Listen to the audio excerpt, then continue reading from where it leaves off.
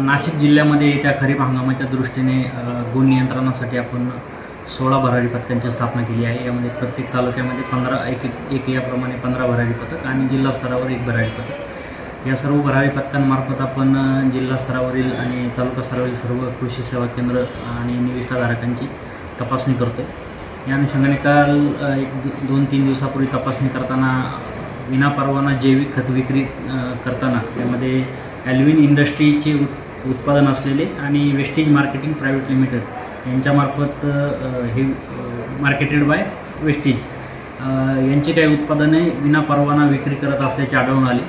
त्या अनुषंगाने संबंधित जे काही प्रोडक्ट आहेत त्याचे नमुने घेऊन तपासणीसाठी पाठवण्यात आलेले आहेत आणि विनापरवाना विक्री करत असल्यामुळे खत कायद्याअंतर्गत संबंधितांवर काल गुन्हा दाखल करण्यात आलेला आहे।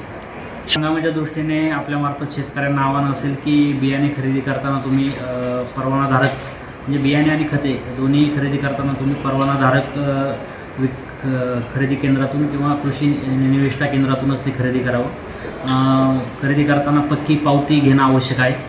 सोबतच त्यावरची जी काही टॅग आहे तर त्या बियाण्याच्या टॅगवरील तुमची एक्सपायरी डेट असेल, उगवण क्षमतेची टक्केवारी असेल, हे सर्व तपासून ते खरेदी करणं आवश्यक आहे। जर काही ठिकाणी लिंकिंगच्या जर काही तक्रारी असतील तर आपण आता प्रत्येक कृषी सेवा केंद्राबाहेर बोर्ड लावलेला आहे। त्या बोर्डवर तालुका कृषी अधिकारी आणि पंचायत समितीचे जे काही कृषी अधिकारी आहेत त्यांचे नंबर आपण त्या ठिकाणी दिलेले आहेत आणि लिंकिंगबाबत काही तक्रारी असेल तर आपण त्यामार्फत आपली तक्रार नोंदवू शकता आणि या पद्धतीने आपण या खरीप हंगामामध्ये गुण नियंत्रणाबाबत